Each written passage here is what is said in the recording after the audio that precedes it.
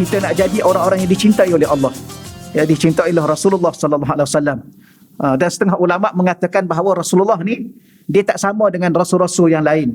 Rasul yang lain dia datang membawa risalah, bawa agama yang mengajar agama kehidupan kepada umat masing-masing. Nabi Muhammad dia datang dia bawa dua. Satu dia bawa agama Islam, yang kedua dia bawa mahabbah. Dia bawa cinta di kalangan umat Nabi. Sebab tu Nabi ini gelarannya Habibullah. Nabi-nabi lain tak ada gelaran Habibullah. A'udzubillahi minasyaitonirrajim. Bismillahirrahmanirrahim. Assalamualaikum warahmatullahi wabarakatuh. Alhamdulillahi rabbil alamin. Wal 'aqibatu lil muttaqin wa la udwana illa 'alal zalimin. Asyhadu an la ilaha illallah wahdahu la syarika lah. Wa asyhadu anna sayyidana Muhammadan abduhu wa rasuluh. Allahumma salli wa sallim wa barik ala sayyidina Muhammad wa ala alihi wa ashabihi wa man tabi'ahum bi ihsanin ila yaumiddin. Allahumma syrah lana sudurana. Ya Allah, kau lapangkanlah hati-hati kami, ya Allah. Wa hassin akhlaqana wa adabana, ya Allah. Kau perelokkanlah akhlak-akhlak kami dan adab-adab kami, ya Allah. Wa yassir lana umurana fid dunya wal akhirah. Ya Allah, kau permudahkanlah segala urusan-urusan kami sama ada di dunia dan di akhirat, ya Allah. Allah marzuqna al-fahma wal ilma, ya Allah, kau rezekikanlah kepada kami kefahaman dan ilmu pengetahuan, ya Allah. Wal hikmata wal aqla, kau rezekilah juga kepada kami hikmah, kebijaksanaan dan akal yang sempurna, ya Allah. Bi rahmatika ya arhamar rahimin, dengan rahmatmu ya Allah ya arhamar rahimin. Walhamdulillahi rabbil alamin. Amma ba'd. Yang pertama yang saya hormati dan saya muliakan, ya Puan Hajah Salwa dan seluruh jawatankuasa urus setia beliau dalam Raudah Muslimah, Yang saya hormati dan saya muliakan para ahli ilmu, yang saya hormati dan saya muliakan tuan-tuan dan puan-puan muslimin muslimat yang dirahmati Allah Subhanahu wa taala sekalian. Alhamdulillah, sama-sama kita melafazkan berbanyak-banyak syukur kita kepada Allah Subhanahu wa taala. Yang pertamanya, kita berada di bulan kegembiraan, ya, bulan kelahiran junjungan Sayyidina Rasulullah ya sallallahu alaihi wa alihi wa sahbihi wa baraka wasallam. Ulama mengatakan bulan ni bulan kegembiraan. Ya, maka bergembiralah ya dengan hari kelahiran Sayyidina Rasulullah sallallahu alaihi wasallam. Dalam surah Maryam ya ayat 7, surah Maryam ayat 7 dengan surah Maryam ayat 15. Dua ayat tersebut Allah Subhanahu Wa Taala mengkhabarkan berita gembira ya kepada Nabi Zakaria, bila mana Nabi Zakaria ini akan mendapat seorang anak yang namanya Yahya.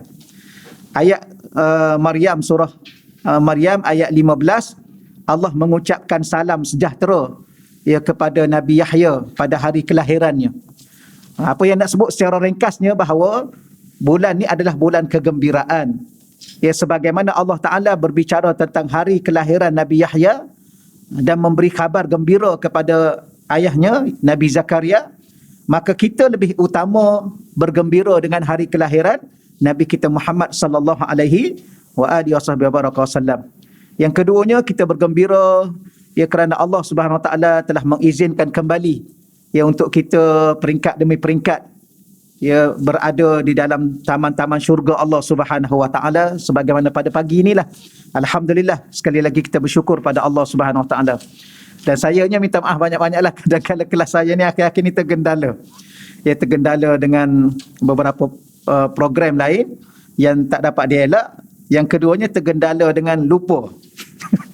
Saya ni ustaz yang tak ada apa-apa, tak ada PA, tak ada driver, tak ada apa. Ya, kalau saya ingat, ingatlah. Kalau saya lupa, lupalah. Baik. Walau bagaimanapun, minta maaf banyak-banyak pada tuan-tuan dan puan-puan. Dan insya-Allah pada pagi yang mulia ini kita teruskan lagi 40 hadis cinta pada kecintaan Allah Subhanahu Wa Taala.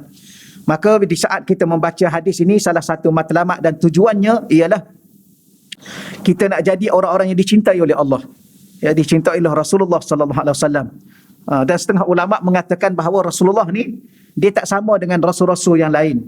Rasul yang lain dia datang membawa risalah, bawa agama yang mengajar agama kehidupan kepada umat masing-masing.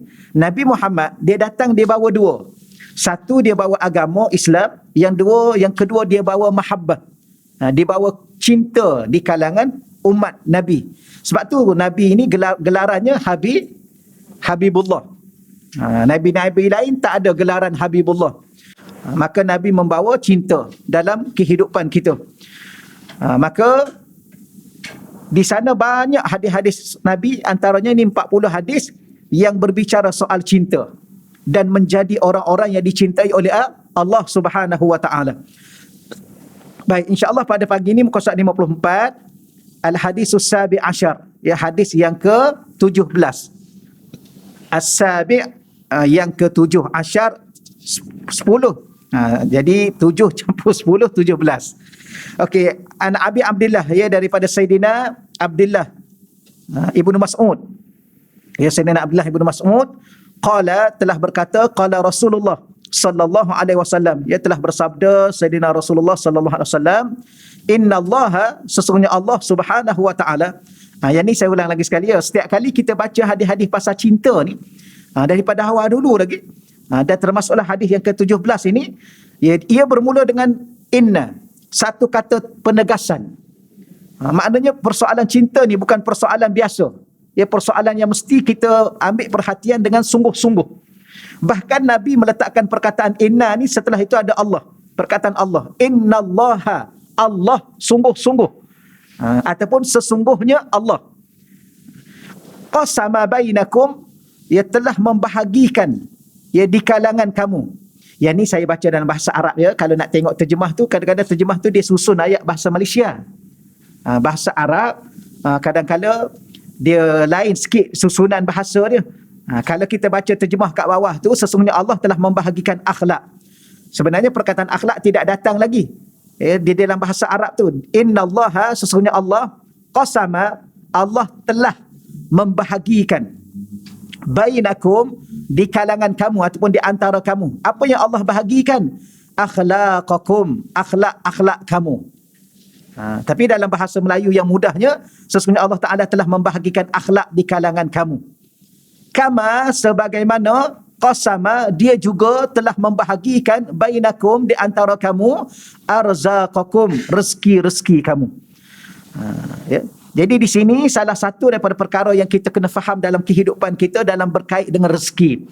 Walaupun kita dah faham dah, ya, saya yakin tuan-tuan dan puan-puan dah cukup faham tentang rezeki. Dulu kita faham rezeki ni apa dia? Dulu rezeki ni apa rezeki? Duit lah kan? Tak ada duit, tak adalah rezeki. Rupanya rezeki ni luas. Ya, sehat itu rezeki, hati yang tenang itu rezeki, anak-anak yang soleh dan solehah itu rezeki, dapat sahabat-sahabat baik pun rezeki. Ya, dapat berhimpun pada pagi ni. Ya, di dalam taman-taman syurga Allah Subhanahu Wa Taala ni pun rezeki. Maka sebagaimana Allah Taala telah membahagikan kepada kita akhlak, dia membahagikan sebagaimana dia membahagikan rezeki. Apa maksudnya? Maksudnya orang yang dapat akhlak ni adalah orang itu juga telah mendapat rezeki. Ataupun dengan makna yang lainnya, akhlak ni Allah Ta'ala bahagikan sebagaimana Allah bahagi rezeki. Jadi sebagaimana rezeki itu kita nak doa pada Allah supaya murah rezeki, luaskan rezeki, berkatkan rezeki, maka akhlak juga nak kena minta dengan Allah sebagaimana minta rezeki. Yang ni saya pernah dengar ceramah daripada ada seorang imam, seorang doktor yang menjadi imam kepada Masjid Musa. Masjid Musa ni masjid di Hayus Sabi' di Mesir, Kahirah Mesir. Kaminya pelajar-pelajar, kalau pelajar Kelantan tu ramai berada di Hayus Sabi'. Hayus Sabi' ni section 7 lah. Hayu ni dalam bahasa Arab, dia kalau terjemah biasanya dia kampung di dalam bandar. Tapi sini mudah sebutnya section lah kan. Kampung dalam bandar ni. Kalau kampung-kampung tu, itu yang ni dia penempatan kawasan-kawasan. Mudah bahasanya section lah yang kita guna kat sini. Lagi mudah faham. Jadi ada section 7. Jadi kebanyakan pelajar duduk di situ. Dan masjid yang besar di situnya ialah Masjid Musa. Ya, imam dia doktor. Dia ada 2 PhD katanya. Imam ada 2 PhD. Bukan imam biasa. Baik, dia mengajar, saya masih ingat lagi dia cerita bab ni. Dia kata kamu kena faham bahawa rezeki ni, akhlak ni seumpama rezeki. Ya, sebagaimana rezeki itu kamu berdoa supaya murah rezeki, supaya tambah rezeki, supaya luas rezeki, supaya Allah buka pintu rezeki, maka begitu juga kena minta akhlak. Sebagaimana rezeki itu Allah bahagikan. Sebagaimana kita nampak lah, orang tu kaya dia. Orang tu kaya juga tapi tak kaya sangat. Yang tu kaya, sungguh-sungguh kaya. Yang ni pula miskin. Kenapa ni? Kerana Allah bahagi-bahagi. Maka akhlak juga gitu rupa-rupanya. Sebab kita tengok ada orang ni, dia tak mengaji tinggi sangat tapi akhlak dia subhanallah. Tapi ada orang ni mengaji tinggi tapi akhlak dia inna lillahi wa inna ilaihi raji'un. Contohnya lah kan. Cuba tengok akhir-akhir ni yang duk bergaduh. Orang-orang mengaji kan. Biarkanlah setakat tu dahulu, biarkan. Cuma itu halnya dia orang. Kita tak nak campur lah. Rugi masa. Baik, maka doalah rezeki akhlak. Akhlak apa akhlak? Sabar, bertawakal. Yang kita dah belajar tu lah. Maka ya Allah, engkau berilah aku rezeki sabar ya Allah. Dan tambahkanlah kesabaranku ya Allah. Kuatkanlah kesabaranku ya Allah. Apa lagi? Apa-apa je lah. Okey ya? Cuma ada orang ni, dalam bab akhlak ni sebenarnya, bab akhlak ni bab besar. Bukan bab kecil. Ya, sebab Islam ni dia bahagi 3. Ya, akidah, syariat, akhlak. Maka akhlak ni dia 1/3 agama. Bahkan setengah-setengah ulama mengatakan akhlak ni adalah keseluruhan agama. Sebab ada satu kali anna rajulan jaa ila nabi. Ada satu hadis Nabi, anna rajulan, ada seorang lelaki jaa ila nabi, dia datang pada Nabi. Maka dia tanya, ya Rasulullah, mad-din? Wahai Rasulullah, aku nak tanya kamu, apa makna ad-din? Kan dalam bahasa Arab ad-din tu. Inna ad-din indallahil Islam. Ad-din tu apa makna? Nabi kata husnul khuluq. Akhlak yang mulia. Jadi Islam ni apa makna? Akhlak yang mulia. Sebab tu Nabi salah satu diutus untuk apa? Innama bu'istu liutammima makarimal akhlaq. Ingat lagi hadis ni dah banyak kali dah ulang ni. Ni kali yang ke-100 dah. Kelebih dah. Tak ada, saya dah ulang berapa kali Ustaz. Innama ni kalau kita belajar dia panggil hanya ataupun sesungguhnya hanyalah. Bu'istu, aku ni diutuskan. Untuk apa aku diutuskan? Hanyalah. Ni dalam bahasa Arab. Liutammima, untuk menyempurnakan. Makarimal akhlak, akhlak-akhlak yang mulia. Tapi tolong faham juga bahasa Rasulullah SAW. Untuk sempurnakan. Maknanya kita dah ada akhlak, dah. Siapa bagi? Allah bagi. Yang ni lah. Allah dah bagi-bahagi ni akhlak ni. Cuma Nabi datang, Nabi tak sempurnakan apa yang telah dibahagikan oleh Allah itu. Orang Arab ni walaupun dia jahiliah, dia ada beberapa akhlak mulia dia. Antaranya ikramud duyuf. Dia memuliakan tetamu. Ingatlah, orang Arab ni dia muliakan tetamu. Oh subhanallah, kalau kita pergi rumah dia, dia akan jamu kita makanan. Ya, kalau kita pergi ke kampung, dia akan sembelih ayam tu. Setakat mana ada ayam dia sembelih. Dia seekor disuruh kita makan seorang. Kalau kita makan sebelah, dia nasi sikit aja. Kita makan sebelah, kita kan saiz kecil je. Oh dia kata, Za'lan, aku sedih lah, aku masak, kamu datang, aku sembelih semua yang ada, kamu tiba-tiba kamu tak makan. Aku kata, kamu tengok perut aku kecil aja dah lah, aku kecil, perut lagi kecil. Ya mana aku boleh makan macam kamu makan, tapi dia ni, dia sekor, sekejap aja, setengah jam habis ya. Tapi nak makan, dia ni memuliakan tetamu. Apa lagi yang sifat mulia dia, akhlak mulia. Kalau dia dapat anak, dia akan sembelih kambing. Tu ya, akikah tu sebenarnya amalan jahiliah dulu, tetapi amalan tu amalan mulia yang ada pada akhlak mulia. Ya. Ada beberapa amalan lagi yang jahiliah lah, yang syirik tu syirik lah. Yang sembah berhala itu kufur lah, tapi ada amalan-amalan tu. Yang ni yang dikatakan bahawa akhlak ni Allah bagi. Sebab tu kadang-kadang kita ada jumpa tak orang kafir yang dia pemurah. Ada. Yang kafir tu kafir lah kan. Tapi kemurahan dia tu tak ada nilai lah di sisi Allah. Sebab dia kafir dengan Allah. Dia akan bagi pahalanya Allah. Kalau dah kafir dengan Allah, dia nak dapat pahala daripada siapa? Habis dia buat baik. Dia ada pahala. Dia tak ada pahala. Kerana pahala tu orang yang beriman dengan Allah untuk diambil di akhirat. Akhirat pun dia tak beriman, dia nak buat apa pahala? Jadi okeylah insyaAllah ya. Ini huraian panjang ni. Cukuplah, saya rasa gitulah insyaAllah. Akhlak ni dia 1/3 agama. ataupun setengah mengatakan ia adalah merupakan takrif keseluruhan agama. Seorang kalau kita nak tahu nilai agama pada diri dia, tengok akhlak dia. Maka oleh demikian, tolong doa minta akhlak. Untuk siapa? Untuk diri kita sendiri dan untuk anak-anak kita. Ya, kadang-kadang kita tak tahu nak buat apa dah. Anak-anak zaman dunia sekarang kan susah juga.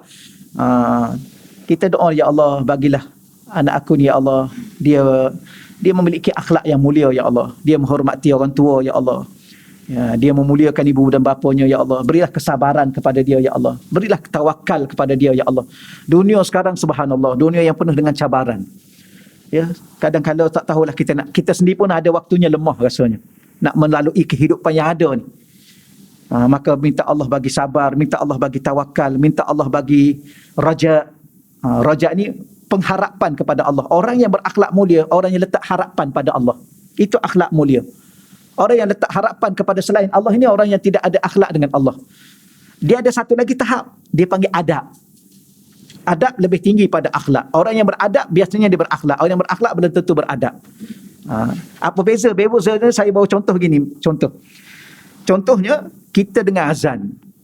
Bila mana kita dengar azan, rumah pula dekat dengan surau, dengan masjid, maka kita terus bangun, pergi ambil wuduk, berjalan ke masjid. Ini orang yang ada akhlak dengan Allah. Ya, dia buat tak, ada orang ni dia buat tak tahu je, buat tak tahu.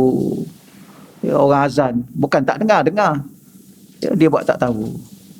Kalau duduk kat kedai tu, tambah air secawan lagi. Patutnya minum yang ada tu, sudahlah pergilah masjid kan. Dia tambah roti canai sebiji lagi, orang duduk tengah azan. Tu kadang-kadang kena perhati tu. Baik, kemudian bila mana dia pergi ke masjid, dia orang yang ada akhlak, menerima seruan Allah. Orang ni bagus perangai dia. Bila mana sampai ke masjid, dia ada apa tu? Dia ada adab. Dah ada akhlak, tapi adab. Apa adab dia? Masuk kaki kanan. Tapi ada orang ni mungkin dia tak ingat ke, dia lupa, atau memang dia tak ada adab. Dia masuk je kaki kiri. Tandah pun dia masuk kaki kiri, masjid pun masuk. Orang ni tak ada adab. Tapi dari segi dia menerima jemputan ke masjid itu setelah mendengar azan, orang ni ada akhlak. Macam kita pergi rumah orang, bagi salam, itu akhlak Islam, kan? Akhlak Islam bagi salam. Baik, kalaulah tuan rumah dah buka pintu, jangan terus masuk. Memanglah kita bagi salam, tuan rumah buka pintu terus masuk. Ni orang tak ada adab. Malah bila mana tuan rumah kata, sila masuk, kita pun masuk. Masuk tu pun kena jaga dulu. Kena duduk, kena berdiri dulu. Tuan rumah kata, sila duduk. Baru kita duduk. Ini orang ada akhlak. Sama juga tuan rumah angkat minuman. Kita tunggu dulu. Ni dahaga ni. Sedang elok lah. Letak depan saya ni. Jangan nampak lapar kan. Walaupun dahaga, jangan nampak sangat. Itu apa tu? Adab. Tuan rumah kata silakan. Baru kita minum. Jangan pula tanya, teh kosong saja. Jangan, ni orang tak ada adab. Kau pernah buat macam tu? Rumah kawan-kawan rapat lain lah. Ya, kita dah selalu bergurau lain. Ni rumah orang, rumah itu. Datang-datang, Ustaz, teh kosong saja. Roti tak ada. Kan, kuih-kuih tak ada. Jangan ya. Mungkin dia hari itu saja yang ada, minum ajalah. Nasib baik dia bawa. Kalau dia tak bawa keluar apa-apa, dahaga je lah kita. Itu adab. Ya, banyak adab ni, tapi adab tu lebih tinggi daripada akhlak. Jadi kalau boleh anak-anak ni, kita kena doa pada Allah supaya Allah hiasi dirinya dengan akhlak dan adab. Ya. Bahkan ada setengah ulama kata wa'lam anna ad-dina kullahu adabun. Ada juga mengatakan begitu. Ketahuilah bahawa agama ni semuanya adab. Adab makan, adab minum, adab tidur, adab masuk tandas, adab baca Quran, kan semua adab. Adab berpakaian, adab bercakap, adab dengan orang dewasa, adab dengan orang tua, adab macam-macam adab. Wallahu a'lam. Baik. Ini tak masuk tajuk lagi ni. Wa innallaha, dan sesungguhnya Allah yu'tid dunya. Apa makna yu'tid dunya? Allah memberi dunia. Man yuhibbu wa man la yuhibbu. Allah bagi dunia ni kepada hamba-hambanya yang dicintainya dan kepada hamba-hambanya yang la yuhib, yang tidak dicintainya. Dunia ni Allah bagi dua-dua. Orang beriman, orang bertakwa pun Allah bagi dunia. Orang kafir, orang munafik pun Allah bagi dunia. Dunia ni ada tak orang Islam yang beriman kaya? Ada. Sahabat-sahabat Nabi kaya. Sayyidina Osman kaya. Sayyidina Abu Bakar kaya. Maknanya Allah bagi dunia pada orang yang Allah cintai. Tapi Abu Jahal, Abu Lahab kaya tak? Kaya juga. Nak bagi tahunya dunia ni Allah bagi kedua-duanya. Tetapi yang ni Tetapi wala yu'til iman illa man yuhib, dan akan tetapi dia tidak mengurniakan iman melainkan man, orang yang yuhib, yang Allah cintai. Jadi apa maksud di sininya? Maksudnya ialah orang-orang yang beriman adalah orang-orang yang dicintai Allah. Kenapa? Kerana iman itu diberi kepada orang yang dicintai. Alhamdulillah. Ya, dalam hati kita sekarang ada iman kepada Allah. Cuma iman itu adalah kita kena belajar lah, ya. Sebab setiap perkara pasal Islam ni dia kena belajar. Dia tak boleh rasa beriman saya ni. Tak boleh. Kalau orang tanya kita, puan-puan beriman tak? Kejap ustaz, saya rasa saya beriman rasanya. Tak boleh jangan cakap macam tu. Ya. Iman tu kuat tak?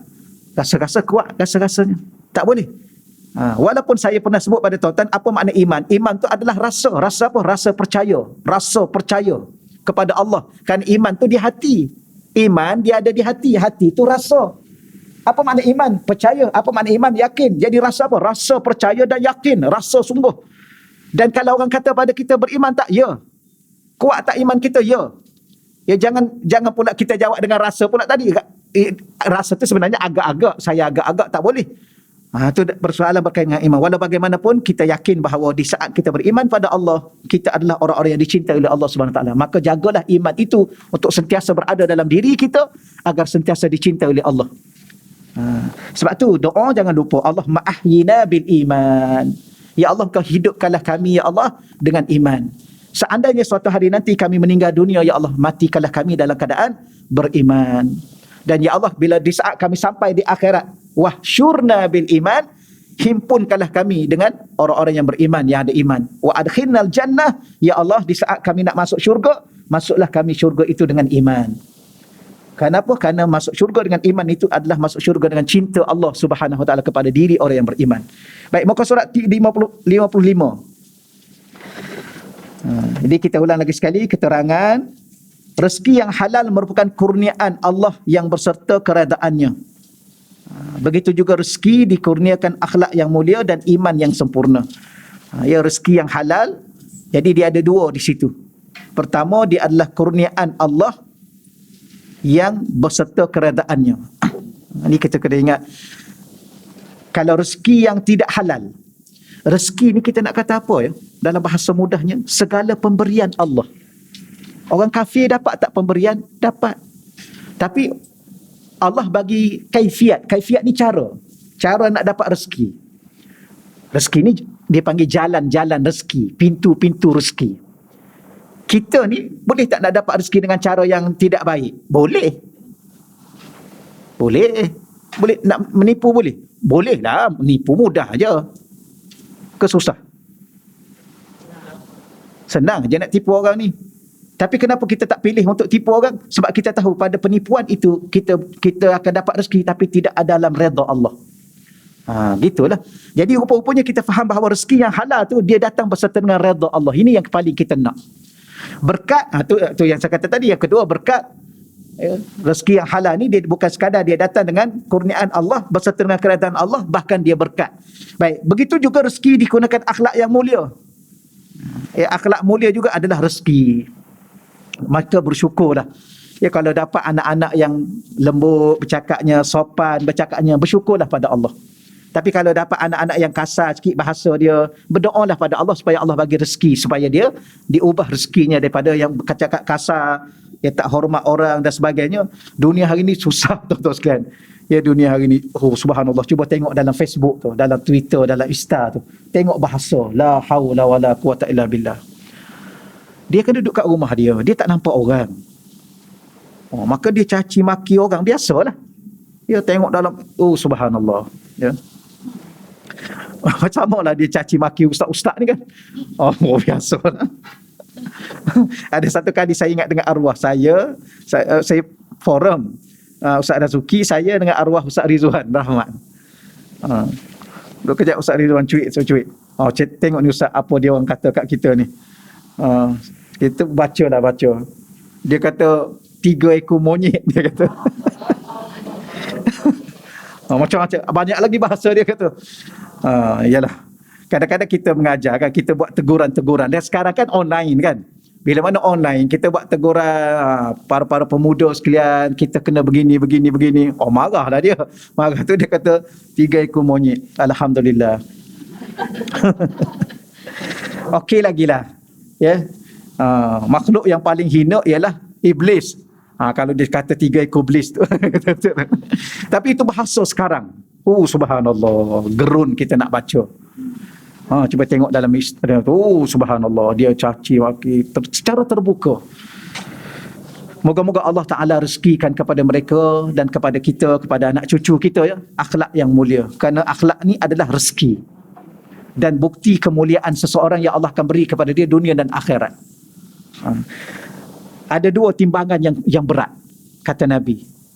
Ada 2 timbangan yang berat. Ya. Asqalu ma yudha'u fil mizan. Antara benda yang paling berat yang diletakkan di atas timbangan amalan. Yang pertama Nabi kata taqwa Allah, yang kedua husnul khuluq. Kalau kita balik akhirat nanti, timbangan amalan kita akan jadi berat. Ada 2 perkara kalau kita ada. Pertama bertakwa kepada Allah, yang kedua akhlak yang mulia. Siapa-siapa yang balik akhirat dalam keadaan akhlak dia mulia, maka timbangan amalan dia berat. Itu nilai akhlak. Ya. Maka mintalah pada Allah. Dia masalah begini tuan-tuan dan puan-puan. Saya pun samalah. Sama. Kita minta dengan Allah, minta. Tapi tak cukup serius ke apa? Tak cukup bersungguh. Macam nak minta syurga. Ada minta syurga tak? Minta kan? Mesti minta syurga. Allahumma inna nas'aluka ridhaka wal jannah. Allahumma adkhilnal jannah. Berapa banyak setakat ni minta syurga? Ada 100,000 kali dah. Ke tak terkira? Ke tak pernah kira? Ke tak kisah pun? Pernah tak solat hajat untuk minta syurga? Solat hajat nak beli rumah? Ya. Solat hajat nak hantar anak sekolah? Ya. Solat hajat itu, solat hajat sebab sakit nak suruh sihat? Ya. Solat hajat minta syurga. Kenapa mama solat hajat ni? Kenapa papa solat hajat? Papa nak minta syurga dengan Allah. Sebab dengan apa yang ada tak tahulah. Tak cukup. Memang confirm tak cukup. Kita hari ni tak cukup. Solat banyak tak? Solat. Yang solat 5 waktu tu pun kita masih lagi terhegeh-hegeh antara khusyuk dengan tidak. Terumbang ambing kita.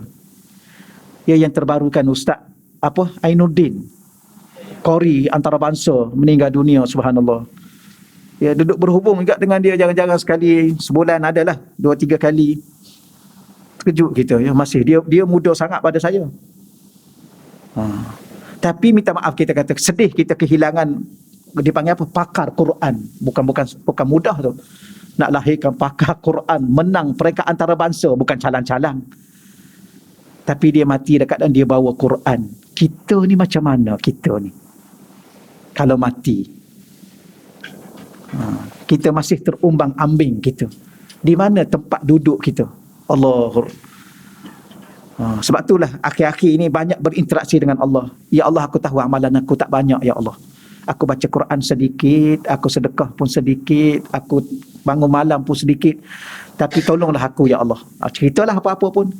Aku nak masuk syurga ya Allah. Aku tak mampu untuk masuk neraka. Aku nak masuk syurga ya Allah. Tolonglah masukkan aku ke syurga. Berapa kali? Ya Allah, setakat ni aku ulang dah 10,000 ya Allah. Walaupun aku tahu sedikit, tapi tolonglah ya Allah. Berapa rakaat dah? Dah 10,000 rakaat ya Allah aku solat. Betul. Solat minta syurga. Solat hajat. Habis betul ke ni kita nak masuk ni? Sebab tu kita ambil iktibar daripada ulama-ulama ni, ulama-ulama yang terdahulu, salafus soleh dahulu. Kita tahu memang mereka serius sungguh-sungguh nak masuk syurga. Ya. Mereka khatam Quran hampir setiap hari. Kita kalau tak dapat setiap hari pun, sebulan sekali pun kira okey sangat dah. Betul ya? Kalau sebulan 3 kali, oh lagilah, subhanallah. Tapi buat tak boleh. Nanti kalau puan-puan tanya saya, tuan-tuan tanya saya, Ustaz macam mana? Samalah kita pun. Saya pun sama. Cakap sebut tadi duduk sibuk lah. Sibuk sana, sibuk sini, tak tahulah nak cakap apa. Lepas tu penat. Penat. Baca Quran pun sikit. Baca 5 ayat. Lepas tu menguap lah. Sama. Tapi puan-puan bagus. Saya ni tak tahulah macam mana akhir-akhir. Kalau saya meninggal, tolonglah baca doa-doa sikit kat saya. Allah Rabbi, tak tahu nak cakap apa dah. Akhir sekali dia mengadu gitulah. Tapi itulah yang guru kita ajar. Mengadu je lah pada Allah, tuan-tuan. Cakap betul lah. Ya Allah, tolonglah aku, ya Allah. Aku merayu, ya Allah. Tolonglah, ya Allah. Janganlah kau bakar aku dalam neraka, ya Allah. Kalau aku masuk dalam kubur, ya Allah. Kalau boleh, ya Allah. Kau janganlah bagi malaikat tu tanya soalan, ya Allah. Memang aku tak mampu nak jawab. Tapi kalau dia tanya, kau bantulah aku untuk aku jawab, ya Allah. Harap kat aku tak mampu nak jawab. Nak jawab macam mana? Dia jawab dengan amalan. Dia bukan jawab dengan mulut. Jawab dengan amalan. Nak jawab dengan amalan apa? Amalan tak banyak. Akhir sekali minta tolong Allah lah. Tolonglah, ya Allah. Gitulah antara interaksi kita dengan Allah. Samalah akhlak. Mintalah akhlak dengan Allah. Mintalah, ya Allah, tolong bagi aku sabar, ya Allah. Ya Allah, tolonglah bagi aku kuat, ya Allah. Istiqamah, ya Allah. Aku nak bangun malam, ya Allah. Tapi kejap bangun, kejap tak bangun. Ya, ni dah 2 minggu tak bangun dah. Ya, betul ya? Minggu lepas bangun, ni dah 2 minggu dah, ya Allah. Cakap je lah, betul ya? Ni saya cakap saya ni. Tidur je. Ya Allah, tolonglah, ya Allah. Sebab tu kadang-kadang tuan-tuan sekalian, guru saya ajar apa? Tuan tu, kita nak tidur ni. Ya Allah, malam ni aku nak bangun, ya Allah. Engkau sedarkanlah aku pukul 3 nanti, ya Allah. Pukul 4 pun tak apa. Mula-mula pukul 3, betul pukul 4. Bangunlah pukul 4. Tuan-tuan kena cakap awal-awal, tuan-tuan. Ni saya cerita saya cakap awal-awal. Ya Allah, kalau engkau kejutkan aku pukul 4, ya Allah, engkau bangunkanlah aku, ya Allah. Kadang-kadang aku dah sedar tapi tak nak bangun.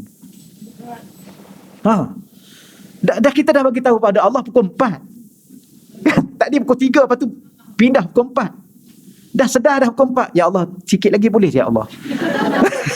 Astaghfirullahalazim. Buat malu je, tuan-tuan sekalian. Betul. Tapi dah dengan Allah, malu tak apa. Jangan malu pada Allah, habislah kita. Cakap aja lah. Ya Allah, pukul 5 lah, ya Allah. Ya Allah, kalau dah pukul 5 aku sedar, engkau tolong kuatkan aku untuk aku bangun, ya Allah. Bangunlah. Pergilah ambil wuduk. Sembahyang 2 rakaat. Lepas tu menguap. Mengantuk. Ya Allah, Tuhanlah yang tahu. Ya Allah, tolonglah, ya Allah, buangkanlah mengantuk sekejap, ya Allah. Aku nak 2 rakaat lagi, ya Allah. Sampai ke tahap itu berbicara dengan Allah. Dah teruknya diri kita. Tapi itulah kita buat je lah. Ya Allah, besok pagi, ya Allah, Jumaat, ya Allah. Tolong beri kekuatan aku nak baca surah Kahfi, ya Allah. Ya Allah, besok, ya Allah, hari Jumaat, aku nak pergi awal ke masjid, ya Allah. Biar aku kuat untuk aku pergi pukul 12, ya Allah. Aku nak pergi, ya Allah. Dah aku pergi ke masjid, ya Allah, tolong, ya Allah, aku nak solat berapa? Nak solat berapa banyak aku nak solat di situ, ya Allah. Kena cakap satu-satu, tuan-tuan. Dalam dunia akhir zaman, supaya apa? Supaya kita tak pernah jauh dengan Allah dan sentiasa berhubung dengan Allah, berinteraksi dengan Allah, supaya Allah nampak pada kita dia ni betul nak masuk syurga ni. Allah ni dia nak apa? Sidik. Kan? Sidik. Apa makna sidik? Benar, jujur. Betul tak? Ya kena masuk syurga. Ya. Macam mana ya nak masuk syurga? Aurat pun tak tutup. Belajar pun malas. Mengumpat tak pernah berhenti lagi. Nak masuk syurga. Ni orang yang tidak benar. Itu maksud dia. Maksud saya ni, tuan-tuan sekalian, supaya Allah nampak pada kita, berdoa pada Allah, minta dengan Allah setiap benda kita minta, setiap benda kita cakap dengan Allah, sampai satu tahap Allah kata, memang dia ni nak masuk syurga. Sama juga kita kata nak mimpi jumpa Nabi. Nak tak mimpi jumpa Nabi? Nak. Ya ke nak? Berapa kali selawat satu hari? 100. Tak cukup. Makcik itu 15,000 satu hari. Kan ada cerita makcik yang masyhur tu. 15,000 satu hari. Tiap-tiap malam dia mimpi jumpa Nabi. Tak nak kita. Kita 1,000 pun terhege-hege. Betul, saya lah tu. Saya cakap saya, puan-puan ya. Tuan-tuan dan puan-puan, kalau mengaji dengan saya cakap saya. Ustaz pun malah juga. Yalah, ustaz pun orang juga. Betul. Tapi apa yang boleh saya kongsinya daripada hati kecil saya ni, begitulah. Ya, setiap kali benda akhir-akhir ni, setiap benda semua cakap kat Allah, tolonglah ya Allah. Kejap lagi nak baca Quran, ya Allah, tolonglah aku dapatkan aku 1 juzuk, ya Allah. Kalau tak cakap, memang tak boleh. Tak tahu kenapa. Ya Allah, malam ni nak solat duha, malam ni nak solat nak solat witir ya Allah. Aku nak solat berapa rakaat? Solat witir berapa rakaat? 3. Kalau banyak nak maksimum 3 dah lah, kita dah umur 60 dah, besok nak mati dah, takkan 3 lagi. Solat duha berapa rakaat? 8. Ya Allah, aku nak solat 8 ya Allah, tolonglah rezeki pada aku ya Allah. Aku nak solat 8 ya Allah. Cakap tuan-tuan, Allah bagi. Ya Allah, akhir-akhir ni aku tak sabar lah ya Allah. Akhir-akhir ni dia jadi macam tak sabar sikit, betul ke? Lepas tu anak kita kata, ayah akhir-akhir ni banyak cakap lah. Dulu nampak tenang, akhir-akhir ni, oh itu tak kena, ini tak kena, tak banyak sabar. Wallahualam, ya Allah, akhir-akhir ni aku tak banyak sabar ya Allah. Bagi tahu itu, apa maksud saya ialah segala benda berhubung dengan Allah. Termasuk akhlak dan iman yang sempurna. Maka barang siapa yang Allah menghendaki baginya kebaikan, maka akan dikurniakan akhlak yang baik. Jadi kalau kita nak tahu, saya, tuan-tuan dan puan-puan, akhir-akhir ni makin Allah nak bagi baik. Allah nak bagi baik pada kita untuk jadi orang yang soleh dengan solehah. Allah tambah akhlak kita. Cuba tengok. Kalau makin hari makin marah, makin tua makin pemarah kita. Makin tua makin tak sabar kita. Makin tua makin tak tenang kita. Ini masalah kita. Ada sesuatu yang tak kena pada diri kita. Ya, tolong hati-hatilah. Dulu cakap elok, akhir-akhir ni cakap marah-marah. Dulu cakap elok-elok, akhir-akhir ni cakap benda yang macam-macam, menyumpah lah apalah. Ya. Maka itu benda yang tak baik. Sedangkan akhlak yang baik merupakan tanda seorang itu memiliki iman yang sempurna. Nak tahu iman dia sempurna tak sempurna, tengok akhlak dia. Sebagaimana sabda baginda Nabi yang diriwayatkan oleh Sayyidina Abi Hurairah. Akmalul mu'minina imanan ahsanuhum khuluqa. Akmalul mu'minin, orang-orang mukmin yang paling sempurna imannya ialah yang paling baik akhlaknya. Orang mukmin yang paling sempurna imannya. Ahsanuhum khuluqa, yang paling baik akhlak dia. Sayyidina Tawus Ibnu Kasyah, dia pernah mengatakan, inna hazihil akhlak, sesungguhnya akhlak ini, manahihu yamnahuha Allahu azza wa jalla. Akhlak ini merupakan kurniaan Allah, yang mana Allah kurniakan kepada sesiapa yang dikehendakinya, ya, daripada kalangan hamba-Nya. Ya, man yasha min ibadi. Fa iza arada Allah azza wa jalla bi 'abdin khaira, sekiranya Allah menginginkan kebaikan terhadap seorang hamba, maka dia akan menggunakan akhlak yang baik kepadanya. Ini okeylah, kita faham dah insya-Allah. Ya, setakat tu perbincangan kita pada hadis yang ke-17. Saya nak buka lah sikit ni biar boleh bernafas. Sempuk dah. Buka hidung sikit biar boleh nafas ya. Okey, baik. Al-hadis as-samin asyar. Habislah di situ insya-Allah. Moga-moga Allah Taala rezekikan kepada kita akhlak yang mulia. Dengan akhlak inilah kita menjadi orang yang sempurna iman. Dengan iman inilah kita akan jadi dicintai oleh Allah Subhanahu Wa Taala insya-Allah. Ya, kepada anak cucu kita sama insya-Allah. Baik, al-hadis as-samin asyar. An Abdullah bin Mas'ud yarfa'uhu. Qala ar-Rasul sallallahu alaihi wasallam. Ya, daripada Sayyidina Abdullah bin Mas'ud, ya, saya marfu', beliau berkata Rasulullah SAW bersabda, salasatun, 3 golongan, yuhibbuhumullah, yang dicintai oleh Allah.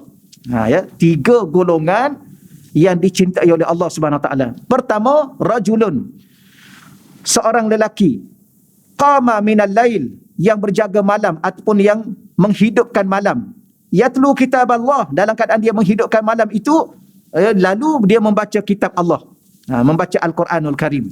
Baik, dalam bahasa Arab ni biasanya diguna rajulun. Rajulun ni lelaki, tapi bahasa Arab bila mana sebut lelaki, dia termasuk orang perempuan. Sebab tu setengah-setengah terjemah seseorang. Daripada kita terjemah lelaki, takut orang perempuan tak faham. Oh, kalau macam tu orang lelaki je lah, orang perempuan macam mana? Tidaklah ya. Cuma disebutnya rajulun, lelaki tapi termasuk orang perempuan. Boleh juga kita terjemah seseorang yang Allah cinta pada golongan pertama ialah qama minal lail, dia bangun, dia berjaga malam, ataupun dia qiyamul lail. Dalam bahasa mudah sekarang ni, dia qiyamul lail. Dalam keadaan dia qiyamul lail itu, dia menghidupkan malam itu, salah satunya ialah yatlu kitab Allah, dia membaca kitab Allah. Orang ni orang yang dicintai oleh Allah. Jadi kita, kalau kami dulu masa di Hadramaut ataupun di Mesir, kalau syekh-syekh kita disuruh kita bangun, kita bahagi 2. Satu, kita solat dulu. Kita nak solat apa, solatlah. Nak solat tahajud, nak solat witir kan. Lepas tahajud tu akhir sekali solat witir. Sebelum tu solatlah, nak solat taubat dan sebagainya. Kemudian ambil masa setengah jam terakhir baca Quran. Bangun dulu solat dan sebagainya, zikir dan sebagainya, kemudian baca Quran. Itu supaya termasuk salah seorang daripada orang-orang yang dicintai oleh Allah. Itu yang golongan pertama. Golongan kedua, wa rajulun tasaddaqa bi sadaqatin. Ya, seseorang yang bersedekah dengan suatu sedekah. Apa saja sedekah? Kalau kita belajar bahasa Arab ni, tu banyak kali dah mungkin kita ulang. Perkataan sedekah di dalam di dalam perkataan hadis ni dia bawa dalam bentuk nakirah. Nakirah ni mana-mana perkataan dalam bahasa Arab, dalam Quran, dalam hadis yang dia ada tanwin.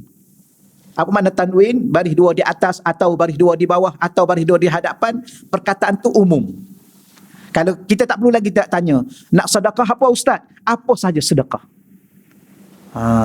Apa saja sedekah. Kena cerita juga. Selalunya kita nampak sedekah ni bagi duit. Tak, kalau bagi beras, kalau bagi ikan, kalau bagi sayur, kalau bagi apa? Sedekah masa, senyum. Kan kita dah belajar, senyum tu pun sedekah. Ya, sedekah. Pagi-pagi datang senyum, tapi sekarang ni tak nampak senyum. Jadi susah sikit nak bagi sedekah senyum kan. Cuma tapi nampak, kita nampak mata kan, mata tu mata yang senyum. Subhanallah, rupa-rupanya sekarang ni kita berinteraksi dengan mata. Baru kita faham rupa-rupanya mata ni menterjemahkan segala-galanya. Dia sedih, dia gembira, dia senyum lain. Okeylah. Dengan apa saja sedekah. Cuma di sini ada satu huraian. Sedekah itu yukhfiha min shimalihi, yang mana sedekah itu tersembunyi dari pengetahuan tangan kirinya. Ini biasanya sedekah benda lah, duit ataupun benda-benda yang mana bila mana kita sedekah, maksud di sini kiasan kepada sembunyikan sedekah. Ya, tak payahlah tunjuk kat FB. Alhamdulillah hari ni dapat sedekah. Tunjuk kat ni, status up status kan. Tu tak payah. Boleh tak boleh? Boleh. Kalau tanya boleh tak boleh? Boleh. Apa hukum dia? Harus. Tapi kena jaga hati supaya ikhlas. Dan kita pula jangan duk petikai ikhlas orang. Contoh, ni masuk Facebook ni tak ikhlas lah ni.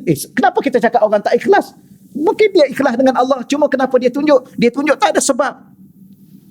Sebab contohnya ada orang bagi kat kita duit, macam ustaz-ustaz kan, orang bagi duit, kemudian kita beli barang dengan duit orang tu yang orang bagi, kita pun pergilah ke kampung mana-mana bagi, tu kena tangkap gambar, kena bagi kat dia. Ustaz, ada gambar tak? Ada. Ni kita dah sampaikan, dia pun rasa alhamdulillah, rasa tenang dia. Ya, boleh.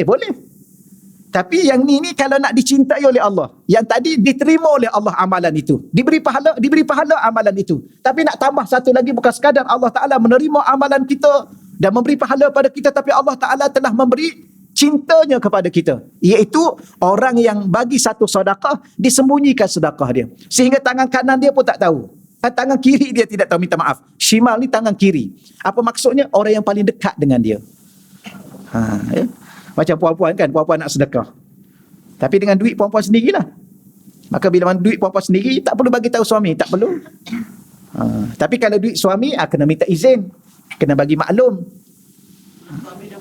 Kalau suami dah bagi, dia pun dah kata okeylah, you nak buat apa silakanlah, nak bagi ke mana silakanlah. Tu alhamdulillah lagi baik. Kita pun bagilah diam-diam. Yang ni bukan setakat Allah bagi pahala pada kita, dan kita dapat kelebihan-kelebihan bersedekah. Apa kelebihan bersedekah? Memanjangkan umur. Apa lagi? Sehat, murah rezeki, sehat. Kalau tuan-tuan dan puan-puan rasa nak hidup lama kat atas muka dunia, banyakkan sedekah. Dan hidup tu pula dah lama, sehat. Sebab saya pernah sebut tuan-tuan sekalian, sakit kita ni ada 3 sebab. Sakit kita ada 3 sebab. Pertama, sebab makan. Yang kedua, sebab syaitan, iblis. Dia boleh sakitkan kita, jin dan sebagainya, dia masuk dalam badan. Yang ketiga, sebab dosa. Sebab dosa. Kadang-kadang makan dah jaga, InsyaAllah ayat-ayat syifa pun dah alhamdulillah, duduk dalam rumah pun pasang Quran kan. Tapi kena sakit juga, mungkin sebab dosa. Macam mana nak gugurkan sakit daripada dosa ni? Maka sedekah. Sebab tu kalau tuan-tuan bawa mak ke sana ke sini tapi belum sihat lagi, sedekah atas nama mak dengan niat supaya disembuhkan penyakit. InsyaAllah dia akan sembuh. Tapi kita nak satu lagi, Allah cinta kepada kita. Daripada kelebihan-kelebihan sedekah yang kita dah belajar itu, kita dah faham sangat dah. Nak suruh Allah cinta, tambahlah satu lagi, cinta Allah kepada kita, iaitu sembunyikan sedekah itu. Okeylah. Baik, warajulun, golongan ketiga, warajulun, ada seseorang lagi kana fi sariyatin. Dia lelaki itu berada dalam sebuah peperangan, satu peperangan. Fan hazama ashabuhu, lalu sahabat-sahabat seperjuangan dengannya telah gugur. Dia telah syahid. Fastaqbalal aduwa, tetapi dia masih tetap hidup lagi. Dia tidak mati syahid lagi, maka dia akan terus maju. Dia berdepan dengan musuh, dia tidak lari. Maksudnya, pergi 10 orang berperang dengan musuh, 9 dah mati dah. Dia syahid. Dia hidup seorang lagi. Macam mana dia nak buat? Dia kena terus rempuh musuh tadi sampai dia mati juga. Orang ini terlalu dicintai oleh Allah Subhanahu Wa Taala. Jangan tengok kiri kanan dah tak ada, tinggal seorang cabut lari. Ya, tapi kita ni tak tergambar benda-benda macam ni, tuan-tuan dan puan-puan. Kita tak pernah masuk peperangan secara langsung, secara berdepan fizikal. Tapi hakikatnya kita sedang setiap hari berperang. Tahu? Kita kan ada musuh. Musuh yang terlalu amat nyata. Innahu lakum aduwwum mubin. Siapa musuh kita? Syaitan. Dan musuh ni lagi bahaya. Musuh yang ada di luar sana, dia nak kita mati aja. Lepas tu kita ke mana, apa jadi lepas mati, dia tak peduli dah. Janji aku dah puas hati, dia dah mati dah. Syaitan tak. Syaitan ni dia nak pastikan kita mati dan mati duduk dengan dia dalam neraka. Itu musuh yang nyata. Kalau ingat lagi yang kita belajar dulu, ada buku kecil tu kan, Hikam tu yang Syekh Yusuf sebut tu, dia kata kita tak ada musuh sebenarnya kecuali satu saja musuh kita. Siapa musuh kita? Syaitan. Yang lain tu bukan musuh kita. Yang lain tu ialah kalau orang mukmin, dia adalah saudara kita. Kalau dia kafir, dia adalah mad'u kita. Apa makna mad'u? Orang yang kita kena dakwah, kena ajak dia. Cuma kita belajar fiqh pula, orang kafir itu dia bahagi dua. Ada kafir harbi, ada kafir zimmi. Kafir zimmi itu kita bermuamalah macam biasa. Kafir harbi itu kita kena berjaga-jaga. Kafir yang akan memusuhi kita. Sebab apa dia bermusuh dengan kita? Kerana dia telah rapat sangat berada dengan syaitan yang menjadi musuh kita sebenarnya. Wallahu a'lam. Okey, baik, insya-Allah kita lihat dia punya huraian dia. Baik, sekiranya Allah mencintai kepada seseorang hamba, muka surat 57 ya. Sekiranya Allah mencintai kepada seseorang hamba, Allah akan mengurniakan kepadanya taufik untuk bermujahadah di dalam amal ibadah. Apa makna taufik?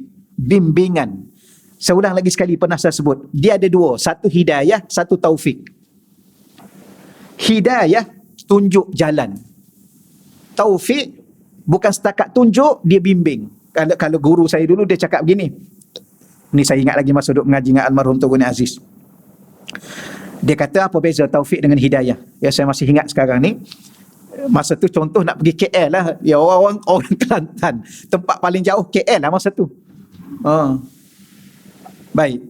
Kalau contoh kita tanya si A ni, macam mana nak pergi KL? Dia kata nak pergi KL ni kena ikut Kuala Kerai lah, Gua Musang, pergi sampai Federal Highway sampai. Dia cakap gitu. Okey, selesailah. Itu hidayah. Adapun taufik, dia cakap gini, oh nak pergi KL, okey baik. Mari, kebetulan saya pun nak pergi juga. Naik kereta saya lah. Sambil-sambil dia bawa kita, dia pun bagi tahulah, lain kali kalau sampai ke sini ambil jalan ni. Sampai ke sini terus lagi, sampai ke sini ikut raup, ikut bentung, dia bagi tahu. Itu taufik. Apa makna taufik? Dia bawa kita dan di samping dia bawa kita, dia bimbing kita, dia tunjuk kita satu. Itu taufik. Jadi kita nak dengan Allah bukan sekadar hidayah, kita nak taufik, iaitu Allah gerakkan, Allah jaga kita, Allah bimbing kita setiap perkara yang kita nak buat dalam ibadah kepada Allah.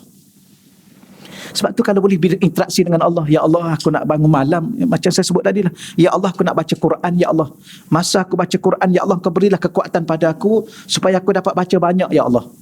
Maka Allah bagi kekuatan. Kemudian ya Allah kalau boleh engkau betulkan sebutan aku, ya Allah. Ya, sebutan makhrajnya, sifat hurufnya, lepas tu dengan lagunya. Ya. Supaya apa? Dia baca berlagu ni supaya kita seronok. Betul ya? Ni kita sendiri pun boring dengan suara kita. Tu nak buat macam mana? Benar. Ya Allah, kenapa tak sedap sangat suara aku ni? Kita pun dengan suara kita pun jadi mengantuk. Tak ya. Saya pernah doa, tuan-tuan dan puan-puan. Ada beberapa benda dulu masa saya, ialah kita dulu dia ajar masa di pondok dulu, nak apa minta dengan Allah. Ya, tambah-tambah kita orang miskin pula, nak minta dengan siapa? Minta dengan ayah, ayah tak ada, anak yatim. Kan saya dulu anak yatim, sampai sekarang yatim. Baik, dulu anak yatim, nak minta dengan ayah tak ada, nak minta dengan mak pun tak ada. Baik, jadi akhir sekali duduk di pondok, minta dengan Allah lah. Jadi akhir sekali kadang-kadang tak munasabah pun minta dengan Allah. Tapi ada satu benda saya minta dengan Allah, saya minta suara. Ya Allah, aku nak baca Quran. Ya Allah, aku nak Engkau berilah kepada aku rasa seronok aku nak baca Quran. Tapi nak baca Quran ni kalau nak seronok, nak suara tu sedap lah sikit kan. Ya Allah, Engkau berilah suara aku. Ya Allah, aku suara yang merdulah sikit. Ya Allah. Lepas tu tuan-tuan sekalian, pengalaman saya ada satu kali tu macam suara berubah, dia berubah. Sebab saya rasa suara saya dulu taklah sedap sangat, tapi sekarang pun taklah sedap juga. Tapi nak bagi tahunya jangan salah. Oi ustaz, bukan jangan salah faham ni. Tapi ada satu ketikanya, saya ingat tingkatan 3, saya doa awal. Saya duduk pondok umur 10 tahun. Kemudian doa. Saya ingat tingkatan 2 ke tingkatan 3. Ada satu kali tu saya bercakap ke, saya ada buat lantunan apa, suara tu dia jadi macam tukar gitu. Sampai sekarang saya ingat. Lepas tu okey sikit lah. Tuan-tuan, subhanallah, malu pula rasanya. Tapi ada satu kali saya minta, ada satu benda saya minta, yang dia tak dapat lah. Tapi dapat sekejap, wallahualam. Saya minta putih. Subhanallah. Ini live kan ya? Tak apalah nak buat macam mana kan. Silap cakap. Betul, saya minta. Ya, masa Ramadan, Tok Guru, almarhum Tok Guru ni, dia sembahyang 8 tapi dia baca panjang. Dia 8 memang 8 rakaat tapi panjang. Masa tu kita kadang-kadang budak. Lama, ya Allah, lamanya bila nak sujud. Duk minta lah, ya Allah, kau jadikanlah aku putih, ya Allah. Putih, ya Allah. Subhanallah. Nak tahu. Tak apalah, tu contohlah. Minta dengan Allah apa sahaja minta. Janji Allah bagi Allah tak bagi tu hak Allah, tak ada masalah. Kan tu. Minta dengan Allah. Tapi tak tahulah setakat ni tak putih-putih. Minta. Ada kita perasan minta tu ada dapat, minta ni ni tak dapat lagi. Kita masih ingat sebab kita kecil dulu kita minta nak pergi Mesir boleh. Minta nak mengaji sampai mati. Saya minta, ya Allah, aku ni mengaji lah, ya Allah, tolong bagi aku mengaji sampai mati, ya Allah. Ni saya pun pelik. Saya sekarang saya tanya, apa lagi yang saya nak untuk mengaji? Tuan-tuan, mengaji ni biar sampai mati. Tapi kalau kita mengaji nak sambung lagi, apa lagi kita nak sebenarnya? Kita ni sebenarnya kalau kita nak masuk syurga, subhanallah, dengan apa yang ada dah boleh masuk syurga. Sampai waktu duha, solat duha. 5 waktu ni jaga 5 waktu. Hari apa? Hari Isnin puasa. Hari apa? Khamis puasa. Malam bangunlah walaupun 2 rakaat. Siang hari baca Quran sikit-sikit, ya. Baca satu. Dia dulu kita buat macam ni, setiap sekali lepas solat fardu baca Quran. Satu muka. Lepas solat fardu baca Quran. Lepas solat fardu baca Quran. Satu muka ni 5 minit saja. Takkanlah lepas solat fardu nak ambil 5 minit, tak boleh. Tuan-tuan, kalau kita hari Khamis puasa, Isnin puasa, awal bulan puasa, tengah bulan puasa, akhir bulan puasa, ini pun dah bawa kita ke syurga. Untuk apa kita pergi mengaji ke luar negara? Untuk apa sebenarnya? Tapi dulu saya doa. Bila mana saya doa pada Allah, Allah makbul doa. Akhir ni tak habis-habis lagi mengaji. Duk mengaji. Tapi seronok juga, ya Allah, mengaji. Tak apalah, ya Allah, kalau aku balik akhirat nanti, ya Allah, kau janganlah tanya aku banyak, ya Allah, aku duduk tengah mengaji. Ya Allah, kalau aku balik akhirat nanti, ya Allah, engkau jangan soal aku banyak, ya Allah, kau jangan berkira dalam perangai buruk aku, ya Allah, sebab aku duduk tengah mengaji, ya Allah. Ini untung puan-puan, sebab itulah kita mengaji je lah. Ya, lepas khotam, ingat tak kan? Kena ingat ni, samalah saya pun. Saya sekarang ni minta maaf kak, saya cakap terang-terang. Akhir sekali saya kata, aku nak pergi mengajar apa, ya Allah. Kosong dalam kepala ni, tak ada apa. Mengaji daripada kecil sampai sekarang, akhir sekali tak ada apa. Ya Allah, aku nak mengajar apa, ya Allah. Tolonglah, ya Allah, aku nak mengajar apa lepas ni, ya Allah. Kadang-kadang orang menjemput saya ni live ni, payahlah nak cerita ni. Kadang-kadang hari ni masjid negeri suruh saya tazkirah Jumaat. Saya tak tahu nak surah apa hari ni. Akhir sekali saya kata, saya tak dapat.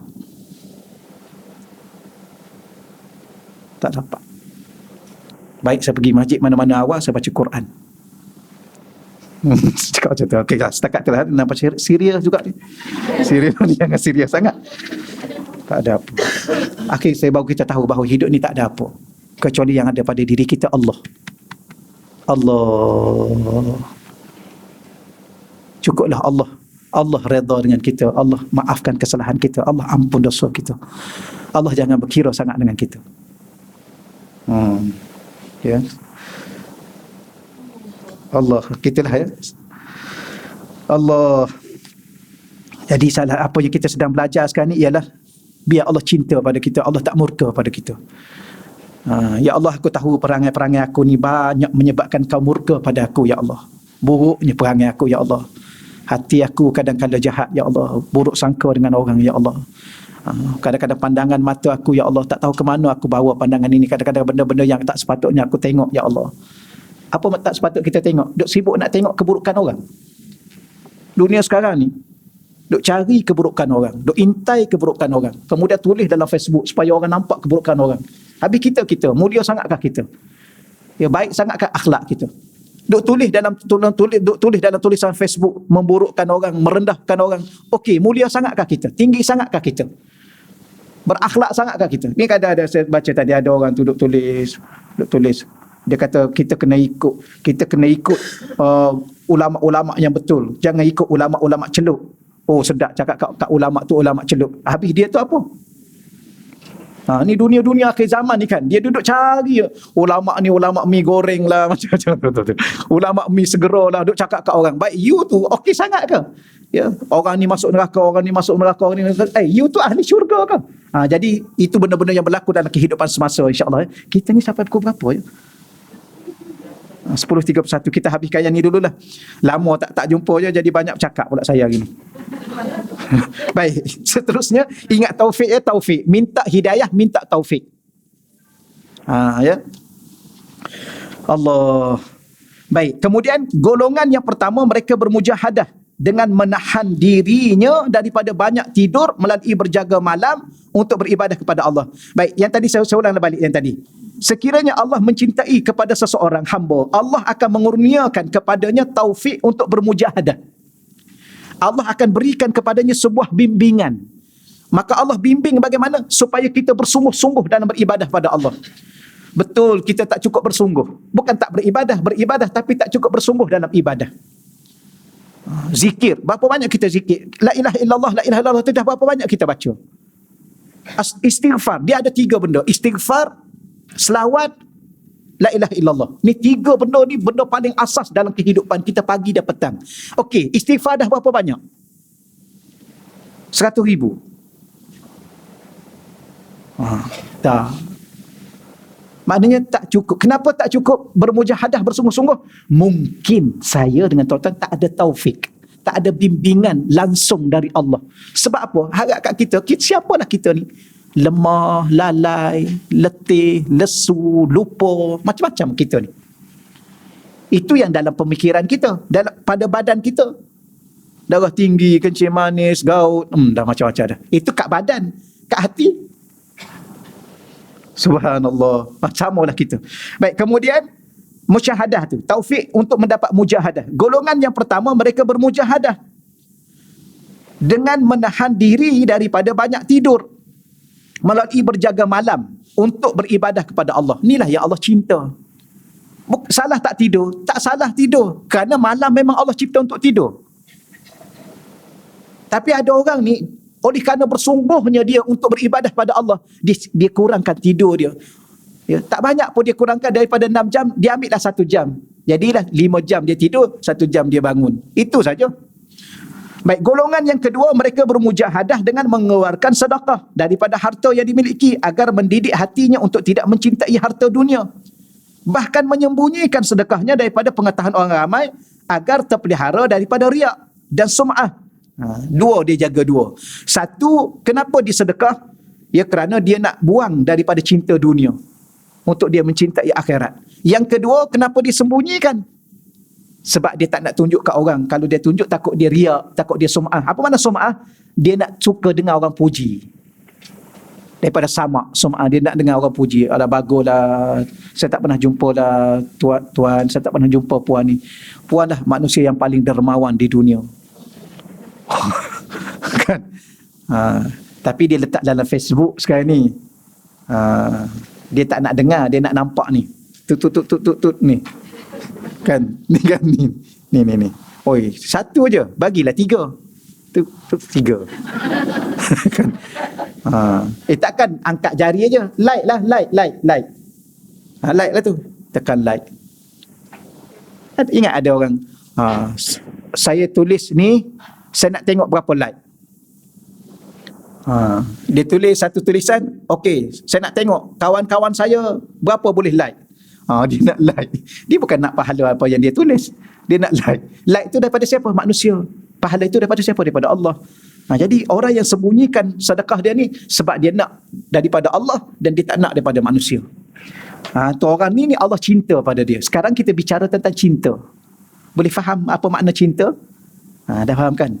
Cinta ni, ya.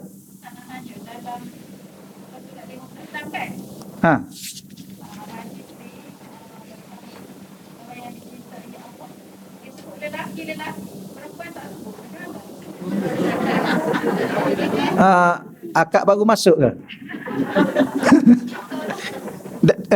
Baru masuk ke dah lama? Dah lama. Dah lama mungkin tak perasan saya dah sebut tadi. Dia gini, dalam bahasa Arab, okay, ya, dalam bahasa Arab, bahasa Quran, bahasa hadis, kalau sebut lelaki dia termasuk perempuan. Dalam bahasa Quran, ya, kalau sebut perempuan, itu belum tentu masuk lelaki. Tapi kalau sebut perkataan lelaki, dia termasuk sama perempuan. Kerana orang perempuan itu daripada lelaki, daripada Nabi Adam alaihissalam. Itu hebat bahasa Arab. Ya. Satu lagi, rajulun ni dia punya plural dia, jamak dia rijal. Apa makna rijal? Orang yang ada kehebatan, ada ketokohan. Sama ada dia lelaki atau dia perempuan. Sebab tu dalam Quran disebut ar-rijal qawwamuna 'alan nisa. Ar-rijal qawwamuna 'alan nisa. Kalau orang tu terjemah orang lelaki lebih kuat pada orang perempuan, salah terjemahan di situ. Ya. Ar-rijal di situ dia bukan memberi makna lelaki, tetapi orang yang ada kewibawaan, ketokohan, maka dia lebih kuatlah daripada orang perempuan biasa. Ya. Siapa orang ada ketokohan? Berapa ramai orang perempuan yang ada ketokohan? Jiwa dia kuat, jiwa dia kental, dia ada wibawa, dia ada ketokohan. Contoh Sayyidah Aisyah, Sayyidah Khadijah. Dan termasuklah orang perempuan yang ada di zaman ini, yang ada ketokohan, dari segi ilmu dia, dari segi akhlak dia. Sebab tu bila mana disebut rajulun, lelaki, mungkin di sini dia terjemahlah secara literal kan, literal. Tapi kena tulis dalam kurungan di situ dia termasuk orang perempuan. Jangan risau dia, jangan risau. Nanti tak termasuklah ustaz saya kat sini. Kalau macam tu nak jadi lelaki lah. Jangan. Ya, jangan. Lelaki, bila mana Allah lahirkan lelaki, gembiralah jadi lelaki. Ya, bila mana Allah lahirkan perempuan, bergembira dan terimalah, redalah sebagai orang perempuan. Ya. Orang lelaki ni ada kelebihan dia. Sehingga nabi-nabi tak ada di kalangan perempuan, orang lelaki saja. Tapi syurga Allah letak di bawah tapak kaki orang perempuan, ibu. Maknanya Allah tak pernah bezakan lelaki dan perempuan. Dua-dua tu layak ke syurga. Nabi SAW lahir daripada perempuan. Kan? Nabi, hebat Nabi ya. Hebat ya, mulia ya. Tapi dia lahir daripada seorang ibu yang namanya Siti Aminah. Dia menyusu dengan Halimatu Sa'diyah. Subhanallah. Maknanya apa beza? Tak ada beza. Yang bezanya takwa ke tak takwa. Gitulah, maka bergembiralah dengan apa yang ada. Baik, akhir sekali, sikit lagi ya. Dia tak boleh banyak sangat ni. Saya minta maaf, saya hari ni pun saya rasa, saya 2-3 hari saya rasa lemah. Jiwa saya lemah, badan saya lemah. Saya mengajar pun rasa tak okey. Ni pun tak okey ni, saya mengajar ni. Puan-puan dengar okey, saya jiwa saya tak okey. Tak sampai. Saya doa pada Allah, ya Allah, aku tak nak dah mengajar dengan lisan, dengan lidah-lidah, aku nak mengajar dengan hati, ya Allah. Ya, supaya hati aku boleh bawa hati aku dan orang yang dengar, ya Allah, kepadamu, ya Allah. Saya balik rumah, saya termenung berapa lama lagi saya nak mengajar dengan bahasa biasa. Apa makna bahasa biasa? Bahasa lisan biasa, bercakap, gelak, apa semua, buat lawak, apa semua. Tak mau dah. Dia nak mengajar daripada hati saya. Sebab tu saya cakap apa yang saya lalui. Ustaz malah, ya? Ustaz letih ke, ya? Ustaz lalai, ya? Samalah kita lalai. Okeylah. Ustaz pelupa. Ya. Apa maksudnya tuan-tuan dan puan-puan? Maksudnya kita ni sama. Manusia biasa. Maka lupa, ya. Maka saya doa pada tuan-tuan dan puan-puan doa pada saya, kita sama-sama doa kepada anak cucu kita yang pastinya suatu hari nanti kita bertemu di syurga. Itulah harapan kita.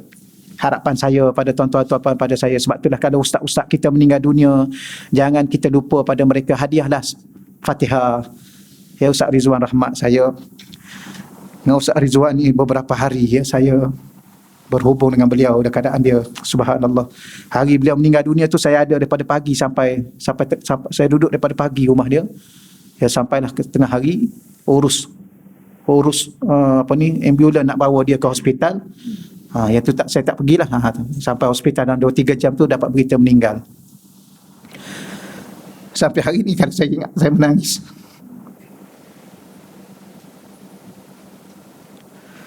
Allah, ya.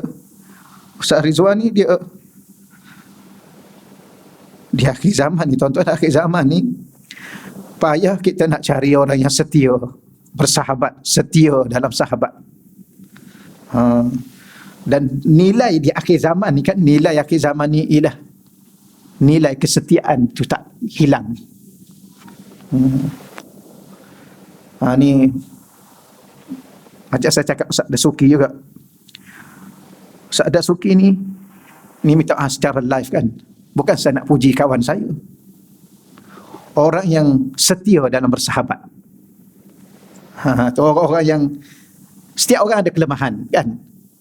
Nak cerita kelemahan, kita banyak kelemahan. Betul. Kalau kita cari kelemahan pada diri seseorang, confirm kita jumpa. Tak habis. Ya, ustaz ni macam ni, ustaz ni macam ni. Tapi ada orang, dia setia dalam persahabatan. Itu susah. Samalah kita ni, sahabat-sahabat kita ni kan. Sebab tu Nabi, sebab tu saya kata, kenapa Nabi ni dia buat bai'ah? Kan?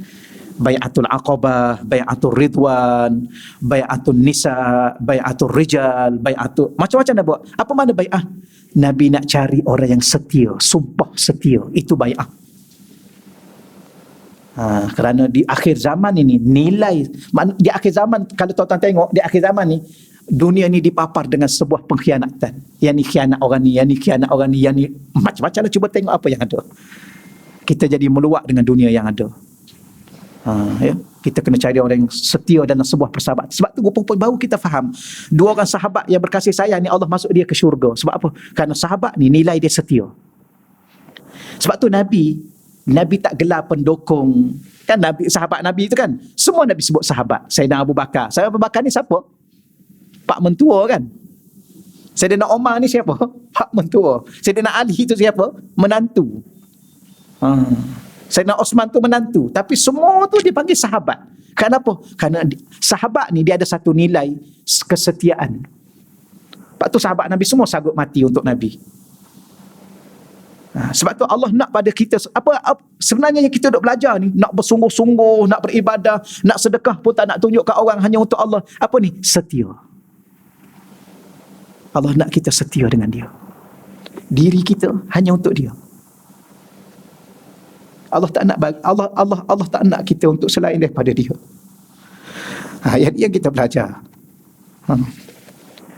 Yang apa yang saya belajar dengan syekh saya.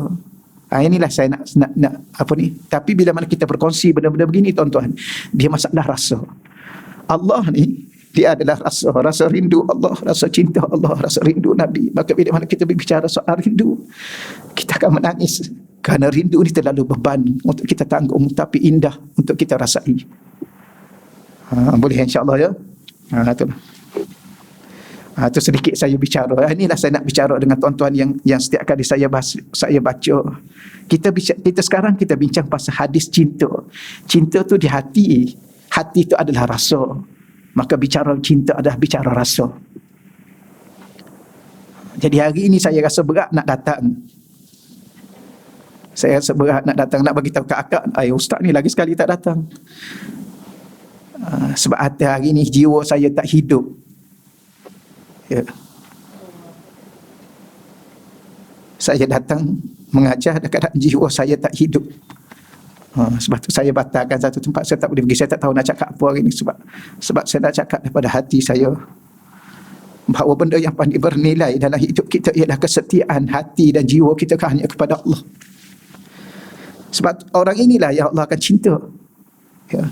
Kita tak peduli tidur kita bangun untuk Allah.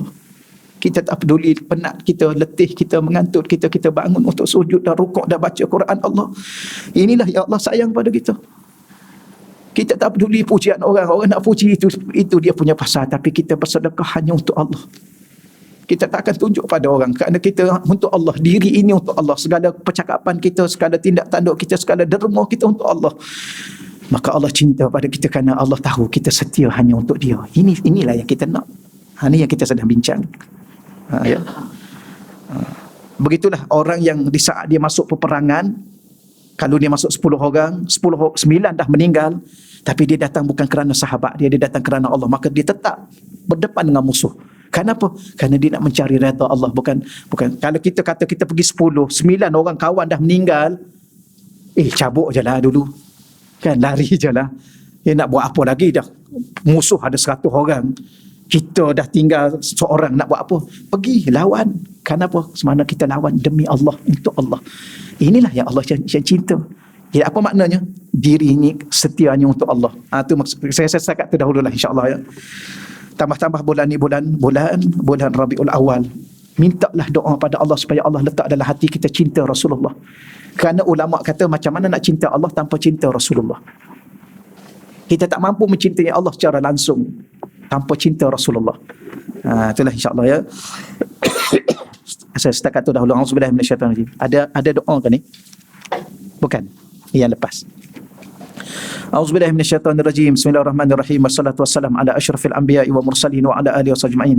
Allahumma salli ala sayyidina Muhammadin miftahi babi rahmatillah adada ma fil ilmillah salatan wa salaman daimain bidawami mulkillah wa ala alihi wa sahbihi. Ya Allah, ya Tuhan kami, pada pagi yang mulia ini ya Allah, kami membaca hadis-hadis kekasih-Mu ya Allah, tentang berkaitan dengan cinta ya Allah. Ya Allah, kami juga belajar tentang rezeki akhlak ya Allah. Rezekikanlah kepada kami ya Allah. Rezekikan kepada anak cucu kami akhlak-akhlak yang mulia ya Allah, akhlak-akhlak yang terpuji ya Allah. Ya Allah, ya Tuhan kami, pada pagi ini juga kami belajar tentang amalan-amalan mujahadah dalam kami bangun untuk bersujud dan membaca Al-Quran-Mu ya Allah. Rezekilah kepada kami ya Allah, agar kami dapat bangun untuk sujud kepada-Mu ya Allah. Rezekikanlah kepada kami agar kami dapat bangun untuk membaca Al-Quran-Mu ya Allah. Ya Allah, Tuhan kami, jadikanlah kami orang yang dicintai oleh-Mu ya Allah. Kami mengaku bahawa kami tidak layak untuk dicintai ya Allah. Walau bagaimanapun kami berharap sangat kepada cinta-Mu ya Allah. Kami berlindung daripada murka-Mu ya Allah. Rabbana atina fid dunya hasanah fil akhirati hasanatan wa qina adzabannar. Wa sallallahu ala sayidina wa maulana Muhammad walhamdulillahi rabbil alamin. Taqabbalallah minna wa minkum ya karim.